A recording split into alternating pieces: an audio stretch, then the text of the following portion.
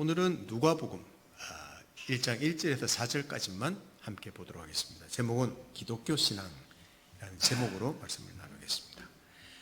1절에서 4절 짧으니까 우리 함께 읽어보도록 하겠습니다.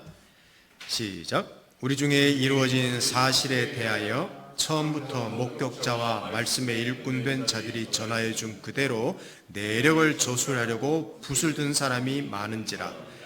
그 모든 일을 근원부터 자세히 미루어 살핀 나도 데오빌로 각하에게 차례대로 써보내는 것이 좋은 줄 알았노니 이는 각하가 알고 있는 바를 더 확실하게 하려 함이로다. 아멘. 누가복음을 강의하려고 합니다. 보통 성경의 한 책을 설교할 때는 이 책을 누가 지었는지, 그리고 누구한테 보내는지, 왜 기록했는지 등등 그런 서론적인 부분을 많이 이야기합니다. 근데 그냥 저는 오늘 생략하도록 하겠습니다. 궁금하신 분들은 네이버에서 검색만 해도 많이 나와 있습니다. 그리고 혹시 도움 필요하시면 저한테 카톡 보내시면 또 제가 우리 단톡방에다가 올려드리도록 하겠습니다. 한 가지는 말씀드릴 텐데, 이 누가복음이라는 성경을 기록한 자는 누가라는 사람입니다. 누가는 유대인이 아니라 그 당시로 말하면 유대인 아닌 사람, 이방인이었습니다. 왜냐하면 누가라는 말이 헬라식 이름이기 때문입니다. 이 사람은 누가복음 말고도 신약 성경의 사도행전도 기록했습니다. 그리고 바울과 함께 전도했던 전도팀이었고 직업은 의사였다고 합니다. 그러니까 유대인이 아닌 이방 사람이 성경을 기록한 것이죠. 참 특이한 일입니다. 그래서 누가복음에는요, 내용을 보면 이방인 전도에 대한 어떤 비전을 많이 보여주고 있고, 그 당시에 좀 소외된 사람들, 그 당시에 왜곡된 눈으로 바라본 사람들에 대해서 하나님이 아들을 보내어서 얼마나 사랑하시고 그들도 구원하시는지 그런 내용이 많이 들어 있습니다. 저도 이번에 요한복음을 읽게 하면서 다시 쭉 읽으면서 좀 새롭게 요한복음을 읽게 되었습니다. 요한복음을 제가 살펴보려고 하는 것은 우리 인생의 삶에 다시 좀 기초를 견고하게 할 필요가 있습니다. 우리 그렇지 않습니까? 살아나가면서 항상 기본에 충실하자 이런 이야기를 많이 해요. 운동도 이야기하고 밥도 이것저것 먹다가 집밥이 중요하지 그런 이야기하고, 뭐든지 기본을 충실하는 게 견고해집니다. 신앙생활도 기본에 충실해야 됩니다. 그 기본이 뭘까요? 복음입니다. 그래서 오늘부터 시작해서 누가복음 있는 내용을 좀 계속해서 살펴보도록 하겠습니다. 한 세 가지를 말씀드릴 텐데, 하나는 기독교 신앙은 사실을 기초한다는 내용의 말씀을 처음 드리겠습니다. 기독교 신앙은 사실을 기초로 하고 있다. 누가복음 1장 1절을 다시 한번 보십시오. 우리 중에 이루어진 사실에 대하여, 사실, 팩트라는 말이 나오죠. 기독교 신앙의 중심에는 복음이 있습니다. 그럼 복음은 사실을 기초로 하고 있습니다. 어떤 지어낸 이야기가 아니에요. 어떤 역사 가운데 일어난 사실을 근거로 적은 내용입니다. 그럼 무슨 역사적인 어떤 사실일까요? 예수 그리스도 사건입니다. 그의 오심, 그가 사시고 죽으시고 부활하시고 승천하신 내용입니다. 많은 사람이 이 내용을 기록했고 지금 누가도 기록하고 있습니다. 왜 이렇게 많은 분들이 기록할까요? 역사적인 사실이기 때문입니다. 위대한 하나님의 일을 이 역사 가운데 상상도 할 수 없는 일을 하셨기 때문입니다. 그래서 그냥 마태만 적은 것도 아니에요. 마가도 적었고 요한도 적었고 누가도 적었고, 사실 그 뒤에 있는 모든 성경도 다 이것을 근거로 하고 있습니다. 초기 전도자들은 기독교에 대한 난해한 가르침, 심오한 어떤 내용을 전한 것이 아니라 바로 이 역사적인 사실을 단순하게 전했습니다. 대부분 종교를 보면요, 그 내용이 심오한 내용이 많아요. 그래서 어떤 분들은 그래요. 저는 뭐 다른 종교에 대한 교리를 깊이 있게 모릅니다만은 불교 같은 게나 뭐 다른 많은 종교들 보면요, 그 창시자가 뭐 설파합니다. 저라면요, 그 제자들이 그것을 듣고 그것을 또 명상이나 여러 가지 방법을 통하여 살을 붙이고 내용을 더하고 해석을 해서요, 아주 깊이 있는 심오한 가르침을 만듭니다. 그래서 보면 기독교 내용은 상당히 얕아 보이고 다른 종교의 가르침을 보면요, 굉장히 깊어 보여요. 그런 이유 때문에 그렇습니다. 물론 기독교에도 산상설교처럼 뭐 마음이 가난한 자는 복이 있다, 왼뺨을 치면 오른뺨도 돌려대라 등등, 원수를 사랑하라, 그런 위대한 교훈들이 있습니다만은 그런 가르침도 사실은 하나님의 아들이 이 땅에 오셔서 사시고 그 다음에 가르치시고 죽으시고 부활하신 내용을 다 뒷받침하는 내용입니다. 그 사실이 중요한 거예요.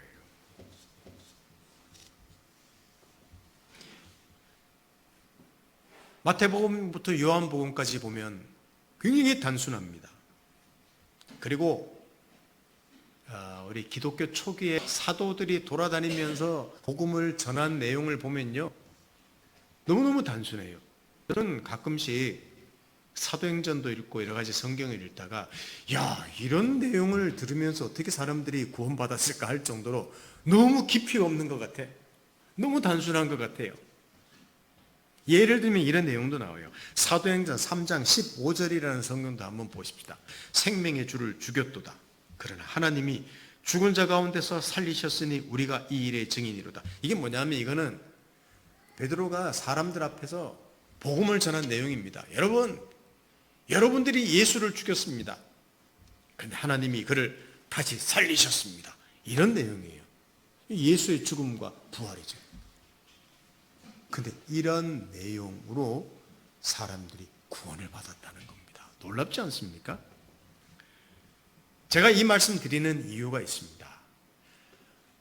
수많은 사람들이 이런 복음이라는 기초로, 복음으로 구원받았다고, 이것이 그 개인 신앙의 기초가 됐다면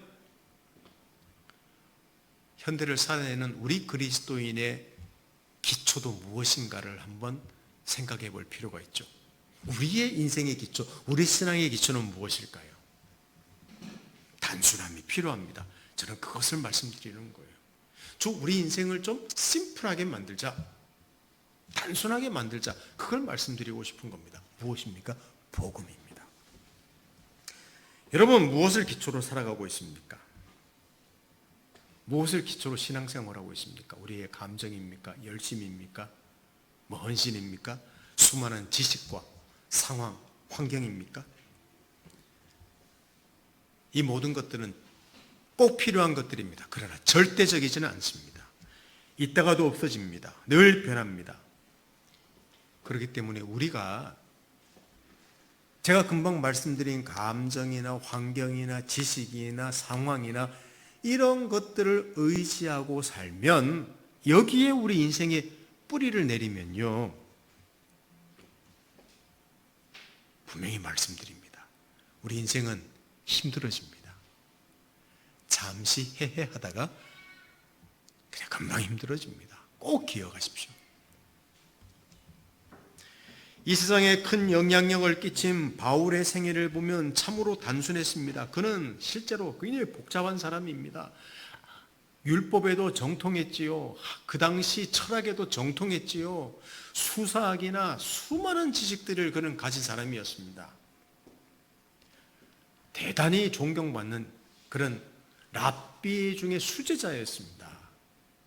그런데 그가 했던 고백을 보면요, 이게 바울인가 할 정도로 너무 심플한 삶을 살았습니다. 빌립보서라는 성경을 한번 보겠습니다. 3장 7절에서 9절을 한번 보겠습니다. 자, 제가 한 절, 여러분 한 절, 9절은 같이 읽겠습니다. 그러나 무엇이든지 내게 유익하던 것을 내가 그리스도를 위하여 다 해로 여길 뿐더러 또한 모든 것을 해로 여김은 내 주 그리스도 예수를 아는 지식이 가장 고상함을 인함이라. 내가 그를 위하여 모든 것을 잃어버리고 배설물로 여김은 그리스도를 얻고 그 안에서 발견되려 함이니 내가 가진 의는 율법에서 난 것이 아니요 오직 그리스도를 믿음으로 말미암은 것이니 곧 믿음으로 하나님께로서 난 의라. 이야, 여러분, 저는 모든 것을 배설물로 여깁니다. 배설물이란 말은요, 똥입니다. 뒤로 내보내는 거. 그러니까 쓸모없다는 말입니다. 진짜 필요 없겠습니까? 우리한테 지식이 필요 없겠습니까? 우리 지금 돌아가는 상황이 필요 없겠습니까? 우리에게 주어진 많은 돈이 다 필요한 것들이에요. 근데 바울은 그게 필요 없다고 말한 게 아니에요. 예수 그리스도 안에 있는 그 복음과 하나님의 사랑과 그의 일하심과 그 은혜가 너무 커서 다른 것들은 그냥 보잘것없었다는 고백입니다. 다 똥이라는 거예요. 오해하지 마십시오.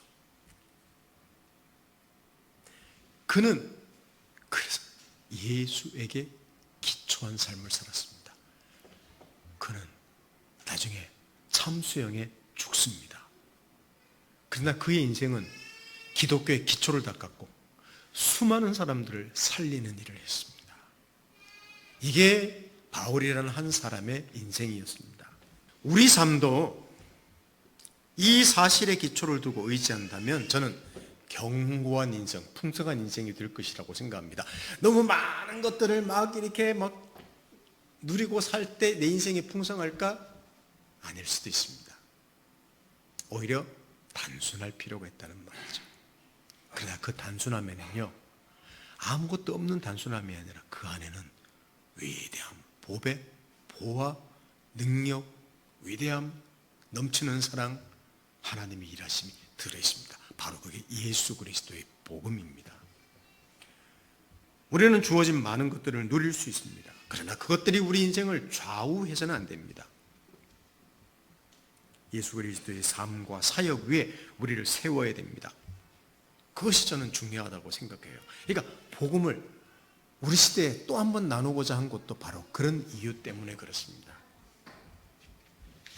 여러분, 우리가 얼마나 많은 것을 우리 삶의 기초로 삼고 있는지 알아야 합니다. 우리는 이미 복음 안에 복음 위에 있습니다. 그러나 분명히 복음을 안다고 하는데 우리 인생이 혹시나 풍성하지 않고 기름지지 않고 역동적이지 않는다면 저는 우리 좀 그런 면들이 복음으로 많이 회복되면 좋겠습니다. 예수 그리스도가 하나님 아들이 이 땅에 오신 그 사건으로 좀 우리의 인생이 좀 많이 기름지면 참 좋겠습니다. 자, 기독교는 사실에 근거를 한다는 것을 말씀드렸습니다. 두 번째 말씀드리는 것은요, 기독교 신앙은 증인들에 의해 전달된다는 내용입니다. 증인들에 의해 이게 무슨 말입니까? 자, 2절 3절을 제가 읽어드립니다.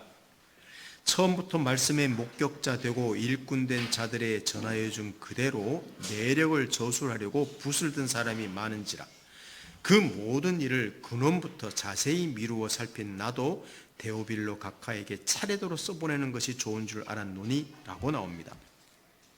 여기 보면 기독교 신앙이 어떻게 전달됐는지를 설명하고 있는데, 예수를 경험하고 직접 목격한 자들이 그 사실을 전해 주었습니다. 또 이 이야기를 들은 자들이 그 내용을 또 기록했습니다. 그리고 또 다른 사람한테 전달했습니다. 이 과정에 성령께서 함께 하셨습니다. 그리고 우리에게 성경으로 남아 있습니다. 근데 예수를 직접 목격하지 않은 사람들은 그들은 뭘까요? 그들이 들은 내용을 토대로 연구했습니다. 살펴보았습니다. 그리고 철저하게 또 살폈습니다. 그리고 성령께서 영감을 주셨습니다. 자기 관점대로 나름대로 적었습니다. 누가가 지금 그 일을 했다는 거예요. 누가는요, 복음을 전에 들은 사람이에요. 자기는 예수를 경험한 사람이 아니에요. 그런데 자기가 들은 복음을 깊이 묵상하면서 그 사실을 또 다른 사람한테 전달해 주었습니다. 지금 그 이야기를 하는 거예요. 왜 이렇게 붓을 든 사람이 많을까요? 왜 이렇게 펜을 든 사람이 많을까요? 누가는 지금 데오빌로라는 사람에게 또 적고 있습니다. 많은 사람들이 들을 수 있도록 복음의 내용을 또 적고 있습니다. 왜냐하면 그들이 겪은 그 사건, 예수 사건은 역사상 자기 인생에서 가장 위대한 경험이었기 때문입니다. 베드로, 그 다음에 요한 같은 사람이 적은 내용이죠. 그들은 직접 예수를 겪은 사람이에요. 마가도 예수를 직접 만난 사람은 아닙니다. 누가도 마찬가지입니다. 마태는 예수를 직접 예수 제자였으니까. 특히 예수님을 직접 경험한 분들은요, 함께 밥을 먹었습니다. 함께 이야기했습니다. 장난도 쳤을 것입니다. 그런데 그가 하나님이 사람들의 죄를 담당하기 위해서 보내신 하나님 아들, 바로 하나님이셨다는 사실을 안 거예요. 자, 요한 1서 1장 1절 2절을 한번 봅니다. 시작. 태초부터 있는 생명의 말씀에 관하여는 우리가 들은 바요, 눈으로 본 바요, 주목하고 우리 손으로 만진 바라. 이 생명이 나타내신 바 된지라. 이 영원한 생명을 우리가 보았고 증거하여 너희에게 전하노니 이는 아버지와 함께 계시다가 우리에게 나타내신 바 된 자니라. 이야, 요한이라는 사람이 적은 거예요. 제가요, 어떤 좀 시골뜨기 같은 분인데 목수였는데요, 그 사람하고 같이 지냈는데 이야, 위대한 사람이었어요. 그래서 저는 하도 말씀을 잘 전해서 같이 지내기도 하고 그 글을 좀 배우고 싶어서 같이 따라다니는데, 세상에 내상에 그분이 하나님이셨다는 사실입니다. 제가 같이 말하고 제가 밥을 같이 먹고 제가 이야기 들었던 그분이 하나님이셨습니다. 그 이야기를 하는 거예요 지금. 그러니 하나님이 왜 오셨을까요? 사람을 사랑해서 독생자를 보내어서 그가 죽음으로 사람들을 살린다는 그 구약에 있는 내용이 성취됐다는 것을 알았을 때 그들의 놀람, 이는 상상할 수도 없는 거예요. 만일, 자, 여러분 한번 생각해 보십시오. 제가 지금 설교하고 있습니다. 설교하고 있는데 제가 어느 날 갑자기 설교하다가, 여러분, 제가 하나님의 아들입니다, 제가 신입니다, 그러면 여러분 그럴 겁니다. 아, 목사님 드디어 개척교회 하시더니 드디어 이제 맛이 가셨구나. 자기가 메시아라고 하는 거 보니까 이제 이단 중에 또 하나의 한 이단이 또 나왔구나. 이렇게 생각할 거예요. 똑같습니다. 예수가 하나님 아들이라는 사실을 알았을 때 그렇게 충분히 생각할 수 있었습니다. 근데 그가 하나님이라는 사실을 발견한 것이죠. 그리고 성경을 기록했습니다. 그게 뭡니까? 증인입니다. 목격자, 위트니스라고 합니다. 그들이 복음을 전했습니다. 누가도 이 복음을 받았습니다. 그는 확신했고 자기가 들은 내용이 그냥 좋은 이야기가 아니라 바로 생명의 말씀이고 구원의 내용이고, 자기도 구원을 받고 그것을 또 다른 사람에게 적었습니다. 그렇습니다. 여러분, 기독교 신앙은요, 죽는 것까지 두려워하지 않고 그 복음을 전해준 사람들 위에 세워진 것입니다. 지금도 우리 그리스도인들이 이 복음을 전하지 않으면 생명은 전달되지 않습니다. 물론 하나님은 자기 일을 하시죠. 우리는 참으로 많은 일을 합니다. 그 일을 잘하려고 합니다. 그 모든 것들이 필요한 일들입니다. 그리고 자기 일에 충실한 사람들 굉장히 많습니다. 저는 좋은 일입니다. 그러나 우리는 그리스도인들이기 때문에 제가 말합니다. 복음을 전하려는 자들은 적습니다. 내 일의 전문가가 되려는 사람은 많은데 복음을 전하려는 사람은 적어요.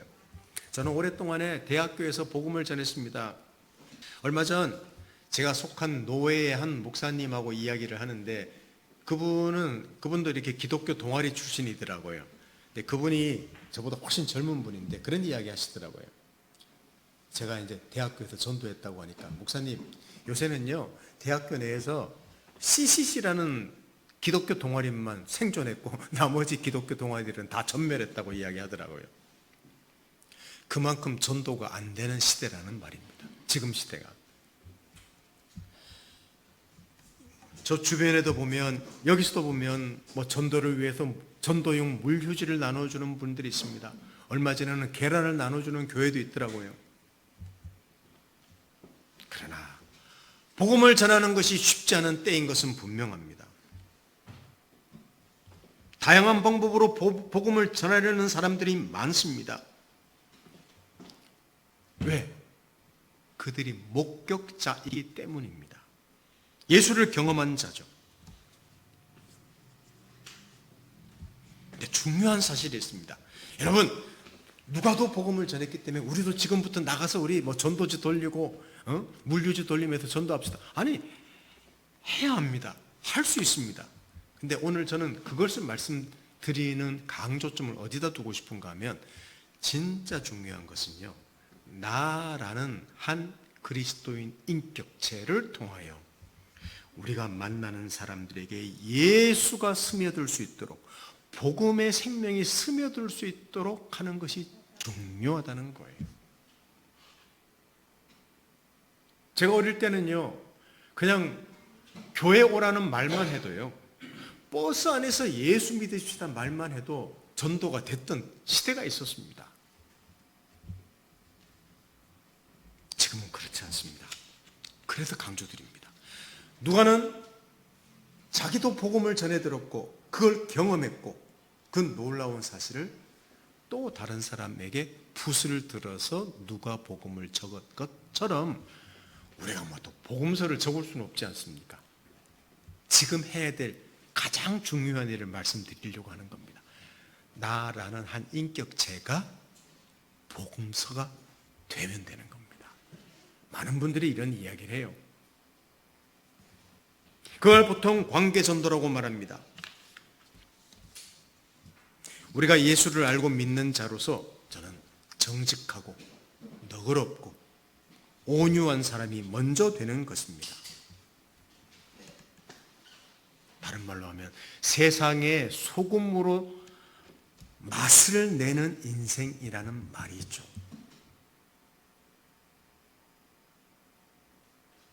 얼마 전에도 헌법재판소에 재판관을 했던 분이 퇴임을 하면서 그의 스승이었던 분에 대한 이야기가, 제가 이름은 말하지 않겠습니다. 참 그 사람에 대한 아름다운 이야기가 많이 뉴스에 나오기도 했습니다. 그런 한 사람의 인생이에요. 아름다운 인생이 있지 않습니까? 여러분, 예수 믿으십시오. 막 십자가 들고. 지금 그것으로 하나님이 일하실 수도 있지만 그것으로 사람들을 변화시키지 못하는 인생이에요. 지금은 한 그리스도인이라는 인격체가 아름다운 그 인격으로 사람들을 감화시켜야 할 때인지도 모릅니다. 마태복음 5장 13절. 자, 같이 읽어보겠습니다. 큰 소리로 시작. 너희는 세상의 소금이니 소금이 만일 그 맛을 잃으면 무엇으로 짜게 하리요? 후에는 아무 쓸데없어 다만 밖에 버려져 사람에게 밟힐 뿐이니라 그랬습니다. 이야, 바로 소금입니다. 교회와 기독교인이 사람들에게 비판 조롱의 대상이 되고 말았습니다. 교회는 이기적이고 종교적인 모임이었다고 말합니다. 분별력을 잃은 그리스도인들이 너무나 많습니다. 저는 교회 다닌다고 하면서 교회 장로고 뭐 그런 사람들이 정치인이 돼서 하는 짓거리를 보면요, 막 속이 터져 죽을 것 같아요. 물론 아름다운 교회와 그리스도인들도 많습니다. 그러나 분명히 말씀드립니다. 교회는 각성해야 됩니다. 예수 믿으라고 외칠 것만이 아니라 세상에 스며들어서 그들을 섬기고 유익하게 하는 아름다운 그리스도인, 매력적인 그리스도인이 저도 되어야 되고 여러분도 되어야 된다는 것이죠. 그러니까 복음이 나라는 한 인격체를 통해서, 지금 누가복음은요, 누가가 복음을 전했지만 누가라는 한 사람을 통해서 전달되는 것입니다.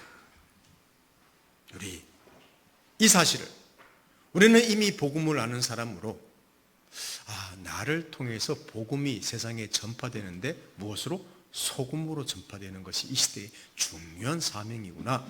우리 꼭 기억하십시오. 오늘 설교를 통해서 매력적인 그리스도인, 아름다운 그리스도인, 소금과 같은 그리스도인의 삶을 우리 꼭 같이 살았으면 좋겠습니다. 거기에 좀 목표를 두면 좋겠습니다. 마지막 하나입니다.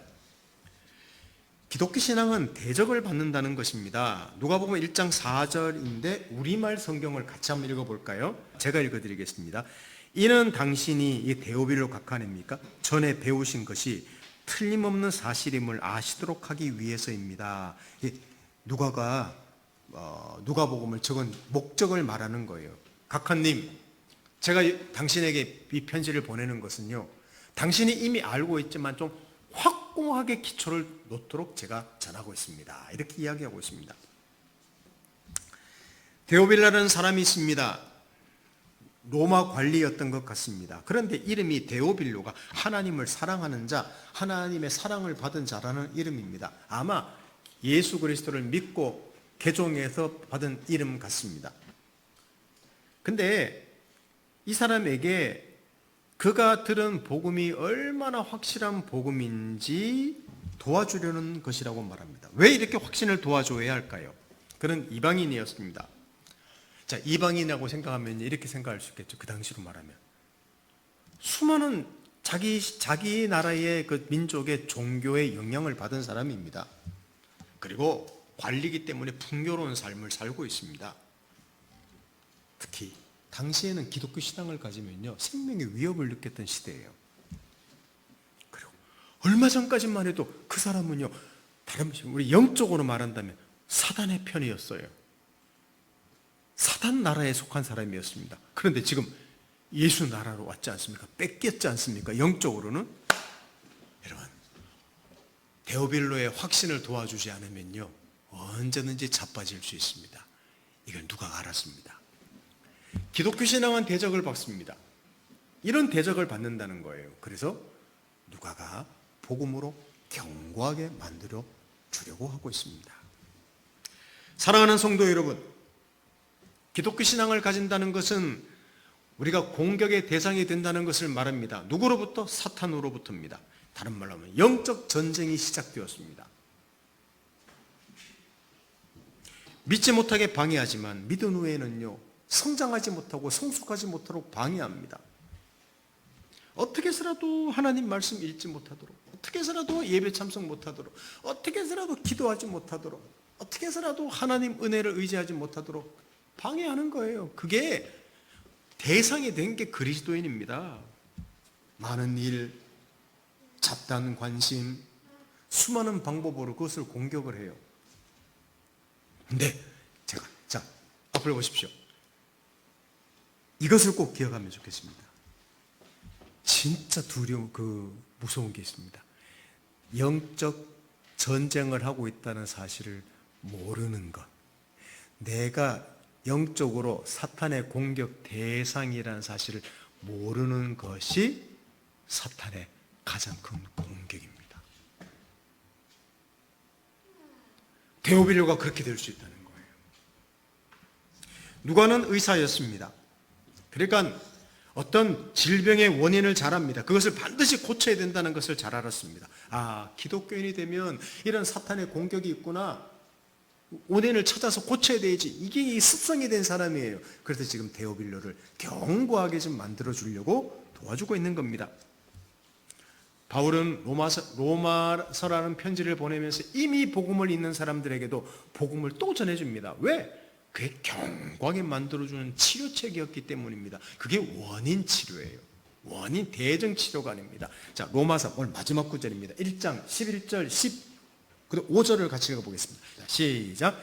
내가 너희 보기를 심히 원하는 것은 무슨 신령한 은사를 너에게 나눠주어 너희를 경고케 하려 함이니, 그러므로 나는 할 수 있는 대로 로마에 있는 너희에게도 복음 전하기를 원하노라. 여기 신령한 은사라는 말은 신령한 선물이라는 말인데 이게 복음입니다. 여러분은 이미 복음을 알고 있습니다.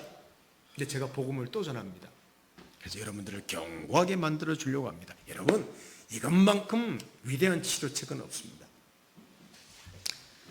성도 여러분, 우리는 죄성을 가지고 있습니다. 연약함이 많습니다. 사탄의 공격의 대상이 되었습니다. 자, 기독교 역사에서 가장 부흥했던 때가 언제인 줄 아십니까?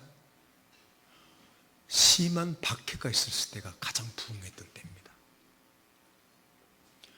기독교 복음이 전 세계로 확장된 시작이 로마가 기독교를 10대 박해라는 기독교 역사에 있는 거예요. 그때 전 세계로 복음이 전파됐습니다. 놀랍지 않습니까? 그런데 여러분, 콘스탄틴 대제에서 기독교가 로마의 국교로 되면서부터 세상에 기독교는 타락하기 시작하고 1000년이라는 기간 동안에 중세 기독교 암흑 시기가 시작됐습니다. 이거 우리가 좀 유념해야 될 내용입니다. 천상에서 사탄의 회의가 열렸습니다. 신참 마귀들이 제안을 했습니다. 어떻게 기독교를 이렇게 파괴할 수 있을까? 자, 저 제안합니다. 모진 박해를 가하면 기독교가 없어질 겁니다. 그래서 박해를 가했죠. 그랬더니 신앙이 더 좋아지다라는 거예요. 어떤 방법으로도 안 됐습니다. 그런데 마지막에 허허허 모든 이야기를 들은 가장 연륜이 깊은 사탄이 이렇게 말했습니다. 그냥 잘 살게 내버려둬. 여러분, 우리 웃자고 한 이야기지만 그때부터 기독교가 타락하기 시작했습니다. 지금도 핍박, 조롱, 무시 등 공격이 있기도 합니다. 여러분, 우리의 적은 다른 사람의 조롱, 고난, 핍박 그것이 아니에요. 예수 믿으면 어려움 닥쳤을 때 그거 힘들어합니다. 재정적인 곤란함, 여러분, 돈이 없으면 힘들죠. 근데 역설적으로 말씀드립니다. 그때 내 신앙과 내 영적인 내 내면의 상태가 가장 좋아질 수 있는 기회가 될 수 있습니다. 진짜예요. 그러면 언제가 가장 위험할 때인 줄 압니까? 모든 일이 잘 풀릴 때, 돈도 많아지고요, 하는 일마다 잘 되고, 그때가 가장 위험할 수 있습니다. 우리의 신앙의 영적 민감성을 흐리게 만들 수 있습니다. 우리의 내면이 무너질 수 있을 가장 위험한 때이기 때문입니다. 최고의사이신 예수께서 우리의 문제를 진단하고 다 알고 계실 것입니다. 그리고 치료하고 하십니다. 얘들아, 너희들 무엇이 필요한지 아느냐? 자, 기독교는 대적을 받는다고 했는데 지금 현대 시대를 사는 너희가 대적을 받고 있는 것은 사실 고난이 아니란다, 핍박이 아니란다, 우리일 수도 있습니다. 우리의 대적은 사탄이 우리를 가만히 내버려둬서 잘 먹고 잘 살게 아무 생각 없이 그냥 하던 일 열심히 하고 그냥 하하하 웃으면서 그렇게 사는 것일지도 모릅니다. 여러분, 누가가 적었듯이 당신이 전에 배우신 것이 틀림없다는 사실을 아시도록 하기 위해서 제가 누가복음을 적습니다 했듯이, 여러분, 저는 우리 시대를 살아내고 있는 저와 여러분에게 꼭 필요한 것이 있다고 말씀드리고 싶습니다. 기초를 다시 견고히 하자는 겁니다. 복음입니다. 그래서 누가복음을 우리 시대에 다시 한번 전하는 것입니다. 죄책감이 있습니까? 그리스도 안에 있으면 정죄함이 없습니다. 염려와 장래에 대한 두려움이 있습니까? 아들까지 주신 분이 모든 것을 주시지 않겠습니까? 질병으로 힘들어하십니까? 예수께서 우리의 연약함을 담당하셨습니다. 무기력합니까? 아닙니다. 우리 안에 새 생명이 있습니다. 하나님이 우리 안에 거하십니다. 소외감이 들어서 힘들어합니까? 복음 안에 있는 역사를 보십시오. 특별히 누가복음을 읽어보면요, 그 안에 있는 엄청난 역사들을 발견하면서 깜짝 놀라게 됩니다. 저는 성경 읽기 하면서도 깜짝 놀랐습니다. 용기가 납니다. 바위 보약이라고 합니다. 기본에 충실하십시다. 그래서 하나님께서는 우리 시대에 또 우리 쉼을 담는 교회에 이 말씀을 듣는 우리들에게 복음으로 한 번 더 우리를 견고하게 풍성하게 만들려고 하시는지도 모릅니다. 우리 내면이 건강해야 됩니다. 누가복음을 묵상해 가면서 우리 영적 내면의 세계가 견고해지기를 바랍니다. 우리 이 세 가지를 말씀드린 내용을 좀 우리 시작으로 차근차근 누가복음의 뚜껑을 한번 열어보겠습니다. 그리고 우리의 삶이 좀 수개월 지난 이후 계속 매주 진행되면서 우리의 삶이 기름지고 견고해지면 좋겠습니다. 함께 기도하겠습니다. 하나님 아버지 감사합니다. 복음이라는 내용을 반복해서 또 전합니다. 누가라는 한 사람을 통하여 주신 그 메시지를 우리 시대에 살펴보려고 합니다. 은혜를 주셔서 그 안에 담긴 하나님의 뜻을 잘 이해하고 분명히 우리 시대에 주시는 말씀인데 이 말씀으로 견고해지고 풍성해지도록 저희들을 도와주십시오. 하나님 아버지, 성경을 들을 때, 성경을 읽을 때, 묵상할 때 하나님의 놀라운 은혜가 함께 하시기를 바랍니다. 예수님의 이름으로 기도드립니다. 아멘.